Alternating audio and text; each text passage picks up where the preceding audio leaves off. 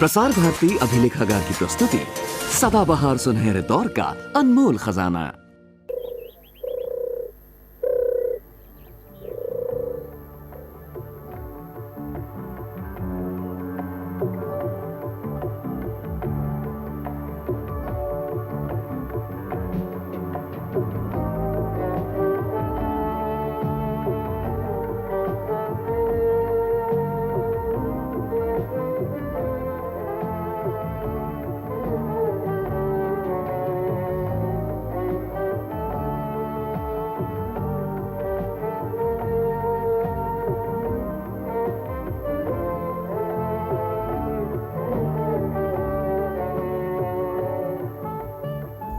अमृत प्रवाह के दर्शकों को चिरंजीव निरामया। हमारे स्वास्थ्य का बहुत कुछ दारोमदार पर्यावरण की शुद्धि पर निर्भर करता है। आधुनिक विज्ञानी कोई भी ऐसा तोड़ नहीं ढूंढ पा रहे हैं जिससे कि तरक्की भी चलती रहे और हमारा पर्यावरण भी प्रदूषित ना हो। लेकिन हमारे वेद विज्ञानी यानी ऋषि मुनियों के पास इसका समाधान था यज्ञ अथवा अग्निहोत्र। अमृत प्रवाह के इस अंक में इसी की विशेषता का अनावरण।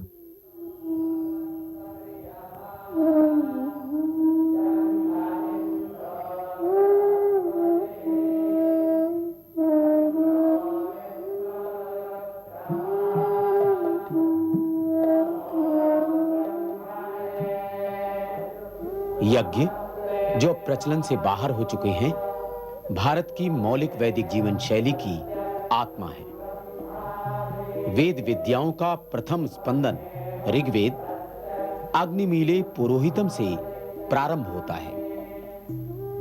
शौत और स्मार्त यज्ञों के मंत्र जहां आध्यात्मिक और सामाजिक उन्नति में सहायक होते हैं, वहीं उनका अग्निहोत्र पर्यावरण को शुद्ध कर प्रकृति की अनुकंपा बनाए रखता है।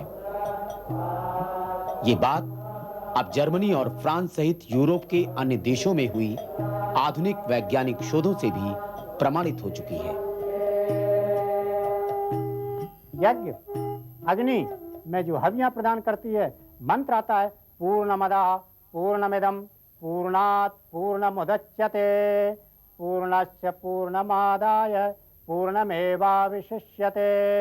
एक बूंद अग्नि में दिया हुआ घृत 100 बूंद के समकक्ष होता है। इससे पर्यावरण की शुद्धि होती है। जहाँ भी अग्निहोत्र यज्ञ होते हैं, वहाँ का वायुमंडल शुद्ध हो जाता है। ये हमारे एक वैदिक परंपरा रही है। जैसा कि गीता में भगवान कृष्ण ने भी कहा है कि अन्नात् भवन्ति भूतानि पर्जन्यात् अन्न संभवा। तो इस प्रकार यज्ञ से वर्षात होती है, वर्षात से अन्न की उत्पत्ति होती है, अन्न की उत्पत्ति से ही इन जीवों का कल्याण होता है। वेदों में वर्णन है कि ऋतु संधिषु व्याध्या जायन्ते ततो ऋतु संधिषु एव भेषे यज्ञा बधीयन्ते। अर्थात जब ऋतुएं बदलती हैं तो बहुत से रोगों की उत्पत्ति होती है और उस समय इन औषधियों को, वनस्पति द्रव्यों को अग्नि में प्रज्वलित करके इनके धुएं से चिकित्सा की जानी चाहिए। चंद्रमा मनसो जातस् चक्षुः सूर्यो अजायत। अर्थात जो चक्षुओं में जो ज्योति प्राप्त होती है वो सूर्य से, अग्नि से उसकी प्राप्ति होती है। इसलिए ये आँखों के लिए लाभदायक है। और ज्योति में जब घृत की आहुति होती है, उसके ज्वलन से जो वायु के और जल के अणु होते हैं उनमें परिवर्तन आता है। उनके परिवर्तन आने से जितना हमारे ये शरीर के लिए साम्य, जो धातु हमारे शरीर के लिए घृत जो है वो शरीर के लिए साम्य है, तो जितने हमारे असाम्य वस्तु हैं शरीर के बाहर वायु के अंदर, वो सब नष्ट हो जाते हैं। यज्ञ है समय समय पर किया जाता है। यज्ञ में चूँकि आहुति और अग्नि का बाहुल्य होता है, इसलिए उसका प्रभाव संपूर्ण वातावरण में होता है। हमारे वैदिक वैज्ञानिकों ने ये स्पष्ट किया है कि ये जो है अग्नि और यज्ञ की जो राख है वो पेड़ों पौधों पर डालने से पर्यावरण की शुद्धि होती है। वैदिक यज्ञ जहां पर्यावरण प्रदूषण की रोकथाम करते हैं, वहीं आयुर्वेदिक भेषज यज्ञों की धूपन संक्रामक बीमारियों के रोगाणुओं को नष्ट करती है। धूपन यानी कि औषधि तथा वनस्पति द्रव्यों द्वारा धुआं जो है उसके द्वारा किस प्रकार से रोगों से बचा जा सकता है, बीमारियों का कैसे इलाज हो सकता है, इसके बारे में आयुर्वेद में बहुत वर्णन है। यानी कि ऑपरेशन थिएटर चाहे लेबर रूम है, चाहे हॉस्पिटल है, उसका शोधन किस प्रकार से किया जाना चाहिए, ऐसा सुश्रुत संहिता में लिखा है।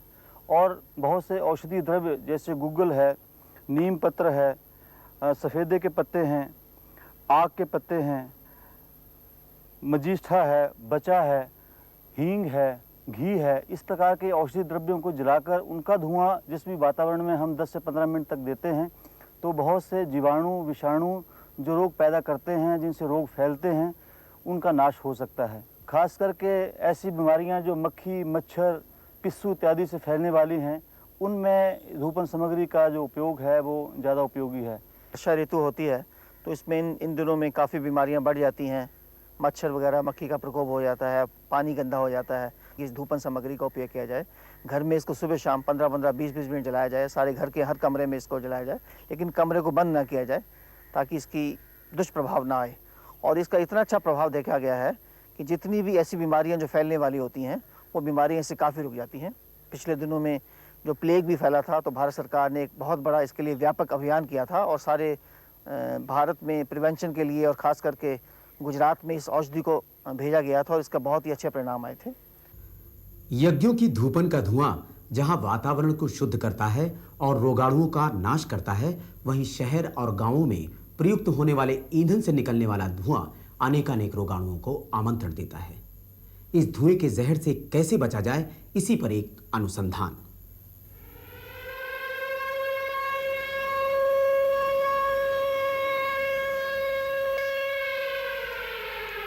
ये सायरन कारखाने के गेट बंद होने का नहीं, बल्कि उस जहरीले धुएं का है जिससे स्वास्थ्य विज्ञानी चिंतित हैं। बड़े शहरों में खास तौर से प्रदूषण होता है ऑटोमोबाइल्स के एमिशन से। इसके अलावा कुछ शहर हैं जहाँ पे कि इंडस्ट्रीज़ बहुत ज़्यादा हैं और वहाँ पे इंडस्ट्रीज से पोल्यूशन होता है। और हमारे यहाँ गांवों में मेनली इंडोर पोल्यूशन होता है, घर के भीतर, और ये पोल्यूशन होता है जो ईंधन के तौर पे कंडे का उपयोग किया जाता है या लकड़ी का उपयोग किया जाता है, केरोसिन ऑयल का या कोयले का। तो इनसे जो धुआं निकलता है और कुछ केमिकल्स निकलते हैं वो एनवायरनमेंट को पोल्यूशन करते हैं। इनका जो है स्वास्थ्य के ऊपर बुरा असर पड़ता है। ये बुरा असर ज़्यादातर तो फेफड़ों के ऊपर पड़ता है, श्वास की नली के ऊपर पड़ता है, इससे इसका गहरा संबंध है। और ज़्यादा प्रदूषण होने से ऐसा देखा गया है कि बीमारियां जैसे कि एस्थमा, दमे की बीमारी, या क्रोनिक ब्रोंकाइटिस, जिसमें कि जैसे कि सिगरेट पीने वालों को जो होती है बीमारी, खांसी आने लगती है, बलगम निकलता है, सांस फूलती है। इसके अलावा भी कुछ और बीमारियां हो सकती हैं, जैसे कि इसका आँख के ऊपर बुरा असर पड़ सकता है, कंजंक्टिवाइटिस हो सकती है, ये आईज में इरिटेशन होता है। इसका जो है असर स्किन के ऊपर हो सकता है, स्किन में एलर्जीज हो सकती हैं, चमड़ी की बीमारियां हो सकती हैं। चिमनियों, वाहनों और गांव के चूल्हों में इस्तेमाल होने वाले उपलों, लकड़ी और कोयले के धुएं में ऐसे तत्व होते हैं जो हमारे फेफड़ों के ऑक्सीजन ग्रहण करने और रोकने की क्षमता तथा रक्त की शुद्धता को प्रभावित करते हैं। कई सारे तत्व हैं, एक्चुअली तत्वों की संख्या बहुत ज़्यादा है वायुमंडल में। और भी कार्सिनोजेंस, जिनसे कि कैंसर हो, ऐसे पदार्थ भी निकल सकते हैं, जैसे कि बेंजपायरिन, और इनके लेवल्स ज़्यादा होते हैं। तो बेंजपायरिन जो है जनरली यूज़ किया जाता है मॉडल में, इन्हेलेशन में, सिगरेट के, टोबैको के स्मोक में बेंजपायरिन होती है और उससे जो है फेफड़ों का कैंसर होता है। अगर बेंजपायरिन को चमड़ी के ऊपर लगाया जाए तो स्किन का कैंसर हो जाता है। तो इस वजह से ये एक महत्वपूर्ण तत्व है जिससे कि कैंसर हो सकता है। गांव में जो पोल्यूशन होता है ये कंडा और लकड़ी वगैरह के जलाने से, तो इसका क्या स्वास्थ्य के ऊपर बुरा असर पड़ता है, क्या फेफड़ों में खराबी पैदा होती है, इसके ऊपर रिसर्च हो रही है, सिर्फ ना कि इंस्टीट्यूट में बल्कि और जगहों पर भी, जैसे कि चंडीगढ़ में national institute of occupational health, Gujarat के गाँव में इसके ऊपर शोध किया गया है। इन शोध से ये भी पता लगता है कि सिर्फ क्रोनिक ब्रोंकाइटिस या एस्थमा का ही एग्रीवेशन नहीं होता है इनसे, बल्कि कैंसर हो सकता है। इसके अलावा पेट्रोल या डीजल इससे लेड से पोल्यूशन हो सकता है। ऐसा है तत्व जिसका कि शरीर के बहुत सारे भागों के ऊपर असर पड़ता है, यहाँ तक कि मस्तिष्क के विकास पर भी असर पड़ता है। प्रश्न ये है कि इस जहरीले धुएं से शहर और गांव को बचाने में कौन से पारंपरिक और आधुनिक उपाय कारगर हो सकते हैं। आजकल जब जनसंख्या बढ़ रही है तो सिटीज़ की, टाउन्स की प्लानिंग की जाए तो उनमें इस बात को समझा जाए और इस बात की प्रिकॉशन ली जाए कि वहाँ पे ऐसे पेड़ हों जिनमें कि पत्तियाँ ज़्यादा हों, क्योंकि ज़्यादातर ये जो मेटाबॉलिज्म है, कार्बन डाइऑक्साइड को इस्तेमाल करना और ऑक्सीजन निकालना, ये पत्तियों के द्वारा, फोलिएज के द्वारा होता है। तो हरी पत्तियाँ हैं जैसे कि बरगद है, पीपल है, इनका ज़्यादा महत्व है। और अगर किचन की डिज़ाइन इस प्रकार की जाए कि उसमें धुआं निकालने के लिए वेंटिलेशन सिस्टम कर दिया जाए, मॉडर्न या इम्प्रूव्ड टाइप का चूल्हा इस्तेमाल किया जाए, तो उससे जो वायुमंडल का प्रदूषण है कम किया जा सकता है।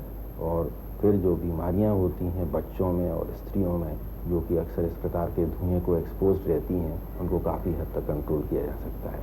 हमें शाक भाजी खानी चाहिए और खूब खानी चाहिए, लेकिन कब और कैसे, इस बार आहार विहार में इसी पर मार्गदर्शन। सर्दी का मौसम, मैं देखता हूँ कई रोगी मुझे आके बताते हैं, साहब हम तो तोरी प्रयोग करते हैं, हम तो टिंडे प्रयोग करते हैं। ऐसा नहीं है, उनका प्रयोग गर्मियों में ही उचित है। आजकल के जो मौसम की सब्जी है, पत्ता गोभी आजकल आती, क्यों आती है? इसका लाभ बहुत है, सबसे ज्यादा विटामिन कहते हैं, एलोपैथिक वाले भी मानते हैं। आंवला है, आजकल आता है, तो आंवला अगर नित्य लिया जाए, नित्य प्रयोग किया जाए, ये आंवले का एक ऐसा गुण है, किसी भी रूप में आप इसका प्रयोग करें, रस के रूप में उबाल कर इसका रस पिएं, कच्चा खाएं, वैसे रस निकाल के पिएं, इसका कद्दूकस में कस के शहद डाल के इसका लें जैम बना के, तो ये दीर्घजीवी है, रसायन है अपने आप में, और मनुष्य को स्वस्थ रखता है। लेकिन इस मौसम में इसका बहुत लाभ है। गन्ना है, गन्ने का, अब गर्मियों में गन्ने का रस पिया जाता है, विष है एक तरीके से, नहीं पीना चाहिए। यही नहीं, फ्रिज में रखी हुई चीज़ें खाते हैं, फ्रिज में रखने से भी तो विरुद्ध भोजन बन जाता है ना। जैसे ठंडी चीज, ठंडा है वो, अब आप उसको भी ठंडी हो जाएगी चीज़ और फिर उसको खाएंगे तो क्या होगा? नुकसानदायक। देखिए उसका गुण और वीर्य विपाक सब बदल जाएंगे। हड्डियों को जोड़ने और बैठाने के मामले में शहरों की गलियों और गांवों के चबूतरों पर बैठने वाले अस्थि रोग विशेषज्ञ आज के आर्थोपेडिक सर्जन से कहीं अधिक सिद्धहस्त हैं। इस बार ऐसे ही एक निपुण से विमर्श।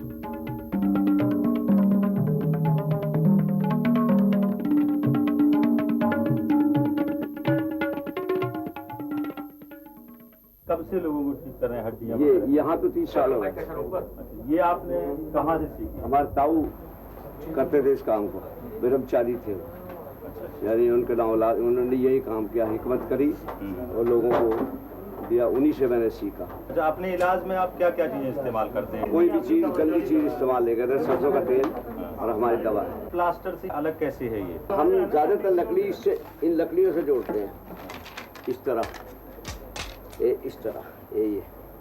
अच्छा, हड्डियों को जोड़ने के अलावा भी कोई आप काम करते हैं? स्लिप डिस्क और ये दर्द, एक्सीडेंट में अंधा हो जाए उसको ठीक करते हैं, उसकी रोशनी लाते हैं। पागल हो जाए, पागल को ठीक करते हैं। हिचकी आती है, हिचकी ठीक करते हैं। नसों का हिसाब है। किसी को पैरालाइज होने वाला है तो पैरालाइज में सबसे पहले ये उंगली सुनोगी, उसके बाद ये हो या ये हो। एक उंगली सुन होने के बाद ये जगह बंद हो जाती है।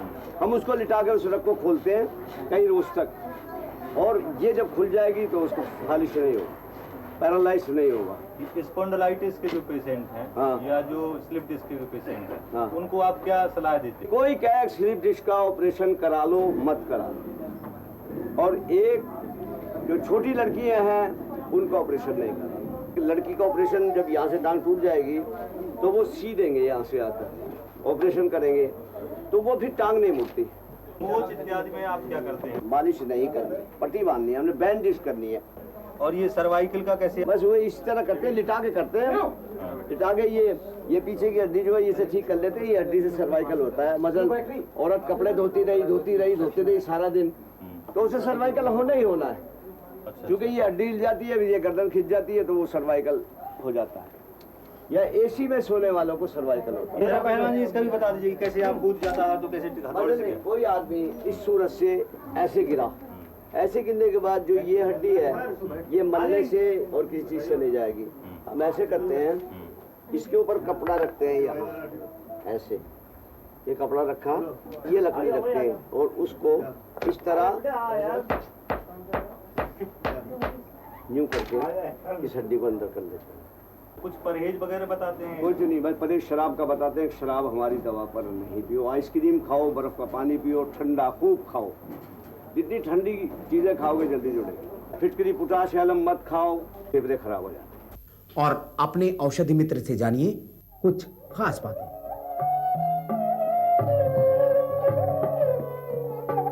बिल्व वृक्ष दशमूल की दवाइयों में से एक है। ये जितनी भर संसार की संपत्ति है, लक्ष्मी है, उसका स्वरूप है ये। भगवान विष्णु से एक दफ़ा कुछ बात ऐसी हो गई लक्ष्मी जी से, और वो नाराज़ हो गए। तो उनका अच्छा तुम उनकी सेवा पूजा करो तब जाके ठीक होगा। तो बहुत किया, आखिर उन्होंने अपने शरीर को भस्म कर लिया।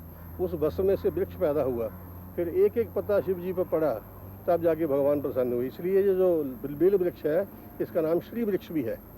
और ये सबसे अच्छी दवाई है मधुमेह के लिए।